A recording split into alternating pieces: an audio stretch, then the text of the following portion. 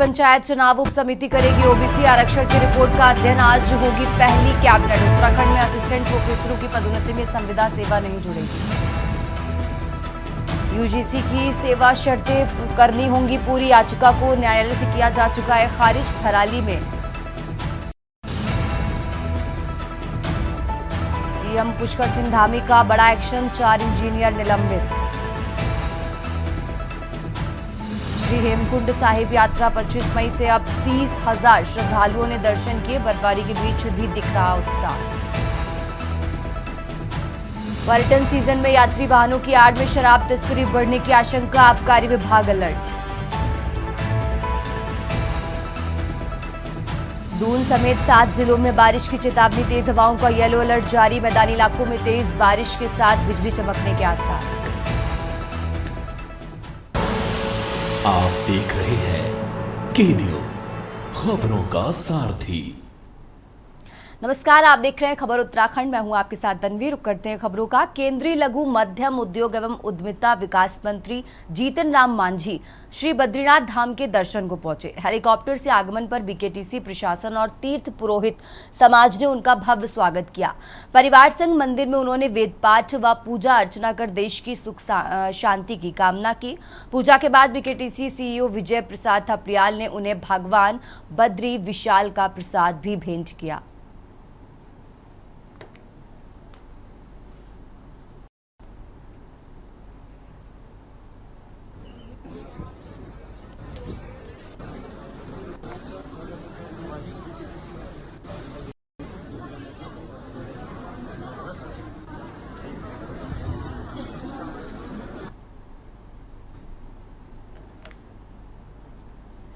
और चलिए खबरों में आगे बढ़ते हैं। टिहरी गढ़वाल के होटल वन हिल्स की 6ठी मंजिल पर अचानक भीषण आग लग गई, जिससे इलाके में अफरा तफरी मच गई है।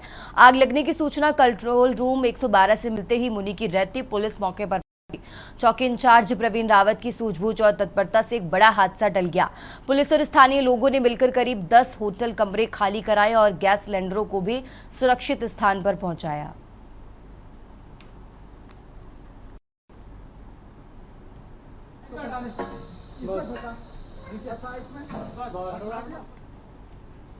खबरों में आगे बढ़ते हैं। बकरीद को लेकर हरियाणा पुलिस पूरी तरह अलर्ट मोड पर है। जिले की एसएसपी प्रेमेंद्र सिंह डोभाल ने राजपत्रित अधिकारियों और थाना प्रभारियों के साथ वीडियो कॉन्फ्रेंसिंग के जरिए बैठक कर त्योहार की तैयारियों की समीक्षा की।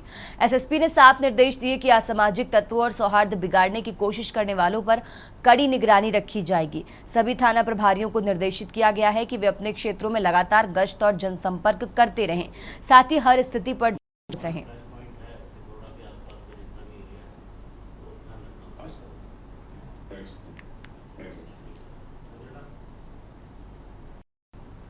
आगामी के त्यौहार को सकुशल संपन्न कराने के लिए समस्त जनपद स्तर अधिकारियों की मीटिंग मेरे स्तर से ली गई थी, जिसमें ईदगाह के जो सुरक्षा प्रबंधन है उसके साथ साथ मिश्रित आबादी क्षेत्र किसी प्रकार का कोई टकराव ना हो, उसको ध्यान में रखते हुए पूर्व के ऐसे केसेस हैं उसको एनालिसिस करते हुए अगर कोई ऐसे हमारे पास इनपुट्स हैं उनको किया गया और इस ड्यूटी को खासकर ईद को सकुशल संपन्न कराने के लिए सभी थानाध्यक्षों को मेरे द्वारा निर्देशित किया गया है और जो भी इनको आवश्यक पुलिस बल है वो मेरे द्वारा हमारे स्तर से यहाँ से प्रोवाइड करा दिया गया है। मुझे उम्मीद है हरिद्वार पुलिस अपनी विश्वसनीयता को, अपनी प्रोफेशनलिज्म को अच्छे तरीके से प्रूव करते हुए इस ईद के त्यौहार को सकुशल संपन्न कराएगी।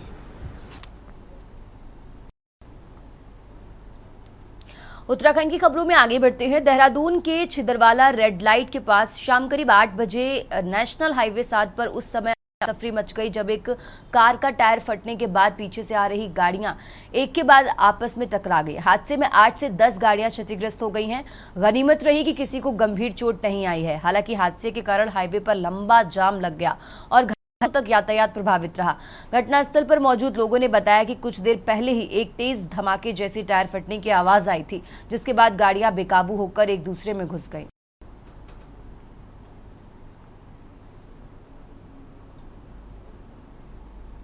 तो यहाँ पे सर खड़ा था तो मैं यहाँ पे ये गाड़ी से आई तो उसका एकदम से आवाज आई कि जैसे कि टायर फट गया होगा। बाकी गाड़ियां रेड लाइट हो रखी थी, खड़ी थी।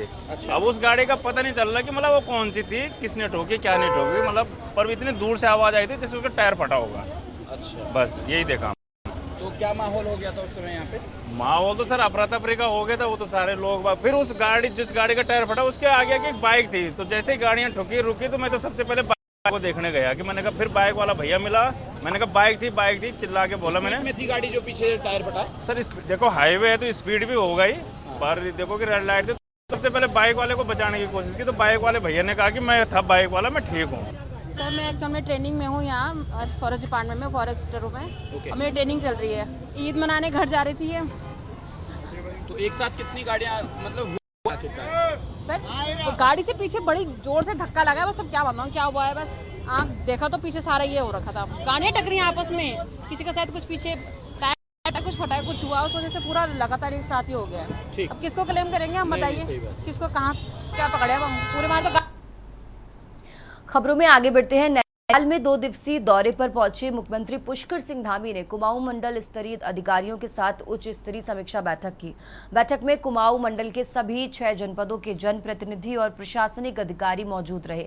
मुख्यमंत्री ने कहा कि केंद्र सरकार की सभी योजनाएं धरातल पर प्रभावी रूप से लागू हों। इसके लिए अधिकारियों और जनप्रतिनिधियों को आपसी समन्वय के साथ काम करना होगा। उन्होंने निर्देश दिया कि जनता दरबार चौपालों के माध्यम से सीधे लोगों से जुड़कर समस्याएं सुनी जाएं और उनका समाधान किया जाए।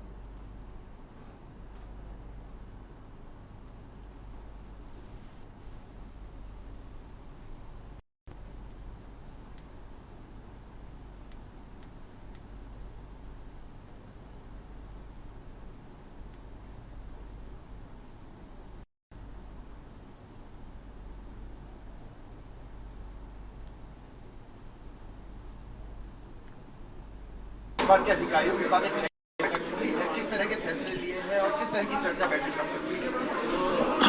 देखिए, पूरे कुमाऊं क्षेत्र में जितनी भी हमारी राज्य सरकार की, केंद्र सरकार की योजनाएं चल रही हैं, उन सभी योजनाओं की समीक्षा की है। समय पर धरातल पर उतरें, समय पर वो काम पूरे हों और हमारे जो अधिकारीगण हैं वो समन्वय बनाकर, हमारे प्रतिनिधि सभी मिलकर आपसी समन्वय के साथ जो जनता की अपेक्षाएं हैं उन अपेक्षाओं पर खरे उतरें, उन कामों की मॉनिटरिंग करें, जनता दरबार लगाएं, धरातल पर उतरें, गाँव जाएं और समाज के अंतिम छोर में खड़े हुए व्यक्ति तक जो है पहुँचे।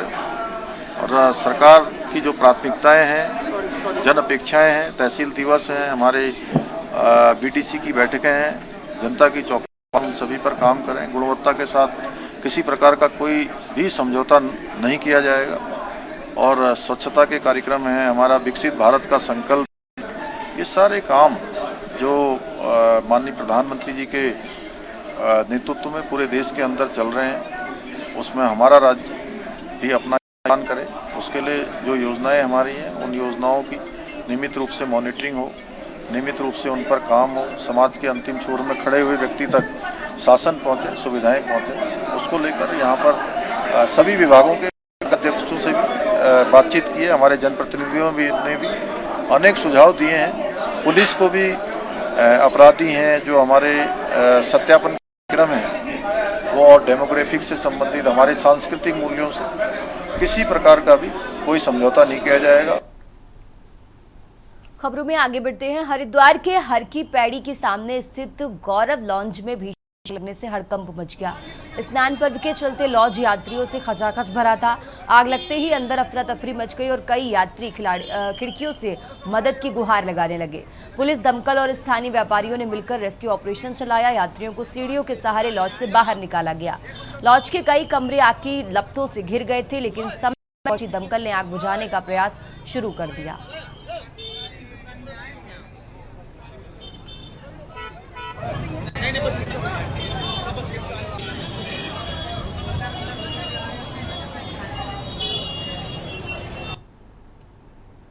खबरों में आगे बढ़ते हैं। जय कंडोलिया पौड़ी महोत्सव 2025 में श्रद्धा, सांस्कृतिक गौरव और सामाजिक समरसता का अद्भुत संगम देखने को मिला।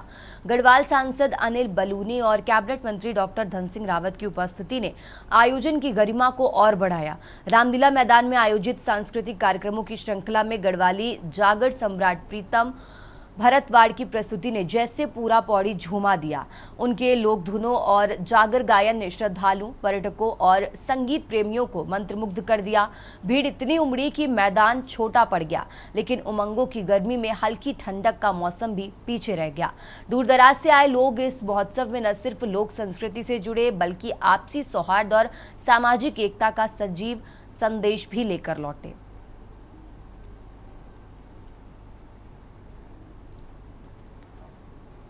सांस्कृतिक नगरी है और यहाँ पर मुझे बहुत प्यार मिलता है। इतनी अपार जन समूह में लोग मुझे सुनने के लिए आते हैं, मुझे बहुत अच्छा लगता है और बहुत आशीर्वाद पाता हूँ मैं लोगों का।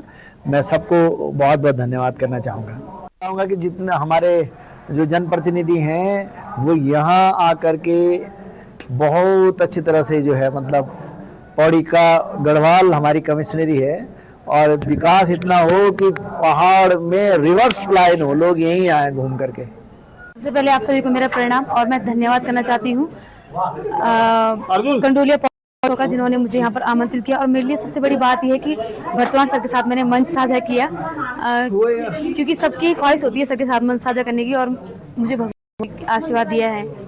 वैसे तो काफ़ी गाने हिट हुए हैं। नेगी जी जो मेरे प्रेरणा स्रोत हैं, उनसे मैंने काफ़ी कुछ सीखा है। उनके साथ मेरा श्याली रामदेव राजीनामा काफ़ी हिट हुआ है। सर के साथ जडवान भटवान सर के साथ, और मैं पांडवास की भी लीड इसको करके काम करती हूँ।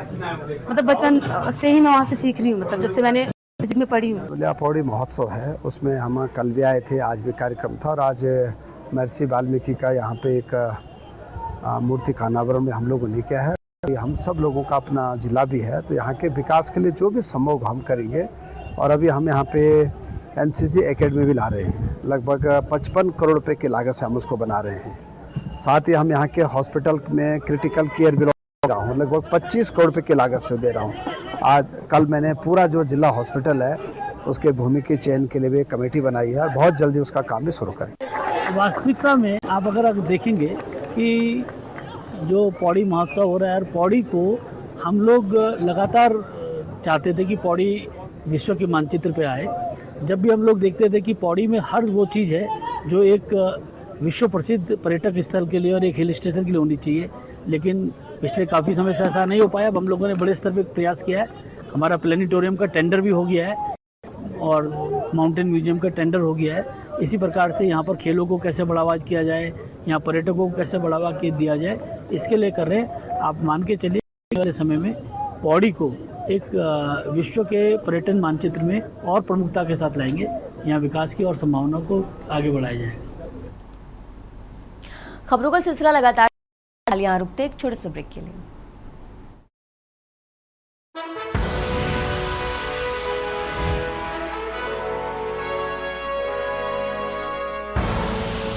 आप देख रहे हैं के न्यूज, खबरों का सारथी।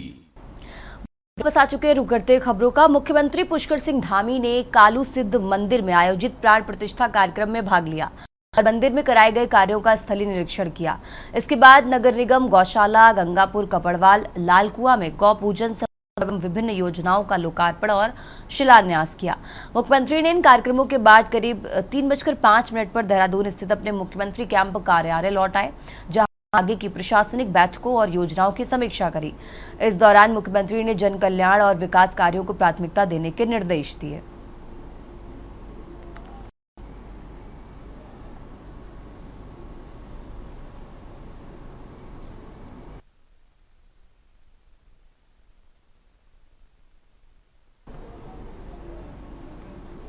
और अब खबर लगती है जहां खानपुर के अवधीपुर में सरकारी भूमि से पेड़ कटान के मामले में एक बार फिर शिकायतकर्ता ने कब्जा धारक दबंग लोगों व एक जनप्रतिनिधि मिली भगत से पॉपुलर में शीशम के पेड़ की जड़ उखाड़कर सबूत मिटाने का आरोप लगाया है। साथ ही लक्सर एसडीएम और हरिद्वार जिलाधिकारी से पूरे मामले की शिकायत की है।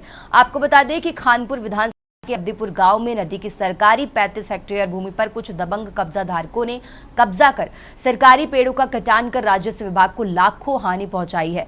पूरे मामले में शिकायतकर्ता रविंद्र कुमार ने लक्सर एसडीएम में अधिकारी को शिकायत भेजकर उक्त लोगों के खिलाफ कार्रवाई की मांग की है।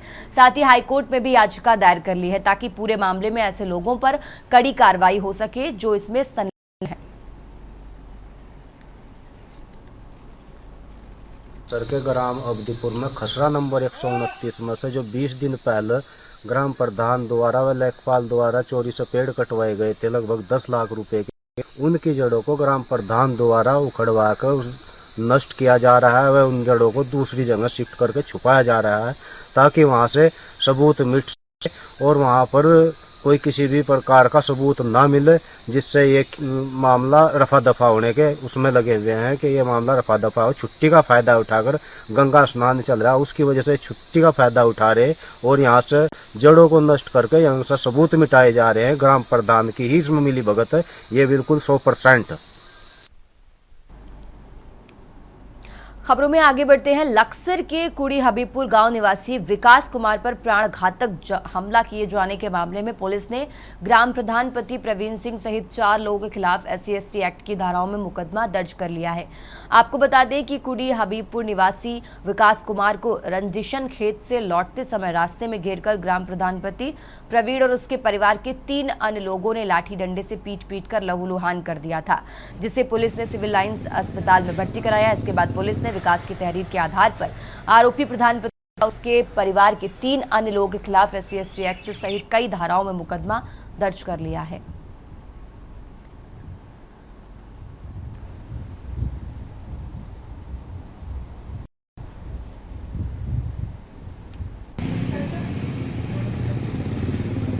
दो तारीख की रात्रि में 2 पक्षों का लड़ाई झगड़ा प्रकाश में होना आया है, जिसमें पुलिस ने तुरंत संज्ञान लेते हुए मुकदमा दर्ज किया गया है, जिसमें SC/ST एवं लड़ाई झगड़े की जो धाराएं हैं वो लगी हैं। इसमें एक प्रधान पति एवं अन्य 3 लोगों के विरुद्ध मुकदमा दर्ज हुआ है। उत्तराखंड की खबरों में आगे बढ़ते हैं। अल्मोड़ा में यातायात को सुगम बनाने के लिए पुलिस लगातार प्रयास कर रही है। इसी क्रम में यातायात और अतिक्रमण को लेकर पुलिस प्रशासन ने टैक्सी यूनियन व्यापार मंडल के साथ बैठक की। इस दौरान सड़क किनारे लंबे समय से खड़े वाहनों को चिन्हित करने का काम किया जा रहा है। साथ ही बढ़ते अतिक्रमण से आए दिन हो रही जाम की समस्या से लोगों को भी परेशानी से निजात दिलाने के लिए पुलिस लगातार कार्रवाई कर रही है। पुलिस क्षेत्राधिकारी गोपाल दत्त जोशी ने बताया कि जिला प्रशासन और नगर निगम के साथ मिलकर प्रशासन रूप से एक अभियान चलाया गया और लोगों को सख्त हिदायत दी गई कि वे अपने वाहन पार्किंग में खड़ा करें। उन्होंने कहा कि ट्रैफिक की टीम और कोतवाली पुलिस की टीम लगातार लोगों को जागरूक कर रही है कि बाजार में 2 पहिया वाहन न चलाएं। इसका उल्लंघन करने वालों के खिलाफ कार्रवाई भी की जा रही है।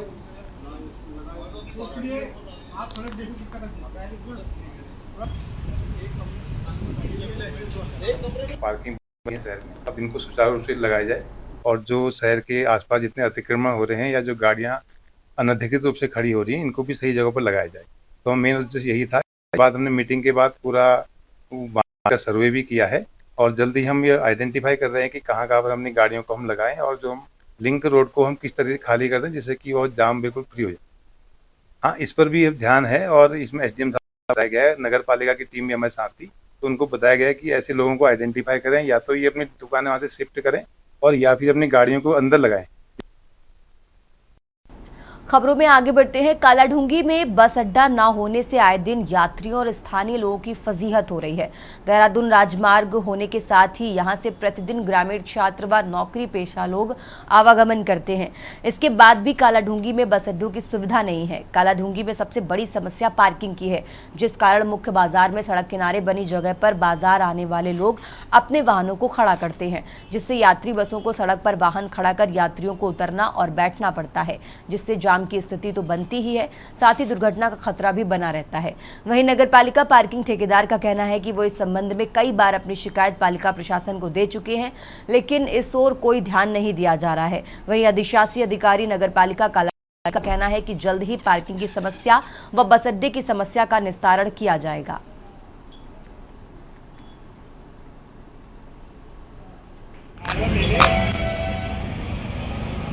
यार ये समस्या काफ़ी समय से है और इस विषय में पहले भी काफ़ी बार वार्ता हो चुकी है, SDM साहब से भी हुई थी पहले।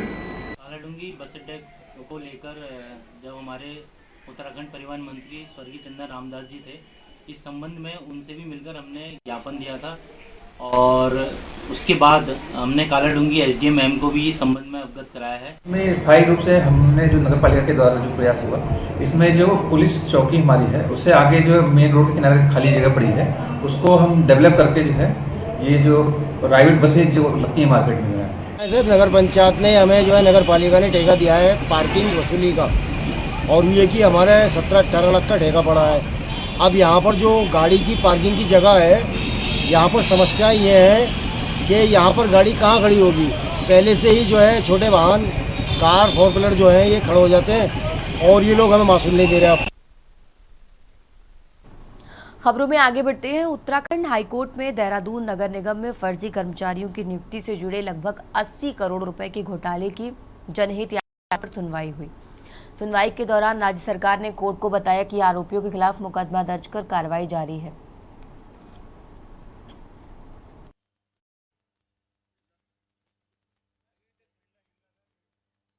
मामला म्यूनिसिपल कॉरपोरेशन है नगर निगम देहरादून, उसमें स्वच्छता समिति में जो वर्कर रखे गए थे, जो कर्मचारी रखे गए थे सैनिटाइजेशन वर्क के लिए, तो ये उसमें गड़बड़ी को लेके था कि इसमें हुआ ये था कि 2019 से 24 के बीच में जो पहले कार्यकाल था मेयर साहब का पूर्व के, उन्होंने कुछ लोगों को नियुक्त किया था। अब जब बाद में पता चला कि उनकी नियुक्ति फर्जी पाई गई, वो लोग काम पे नहीं थे और उनके वेतन को लेके एक गड़बड़ घोटाला था जिसका एक प्रिलिमिनरी इंक्वायरी कंडक्ट हुई थी मई 2024 में। तो जब उसमें हुई तो उसमें 60 करोड़ का घोटाला आया, जिसको सारा कुल मिला के ये जो टोटल घोटाला आता है ये 80 करोड़ के क्रॉस किया हुआ था। इस बुलेटिन में फिलहाल इतना ही। आप देखते रहिए के न्यूज इंडिया। आप देख रहे हैं के न्यूज, खबरों का सारथी।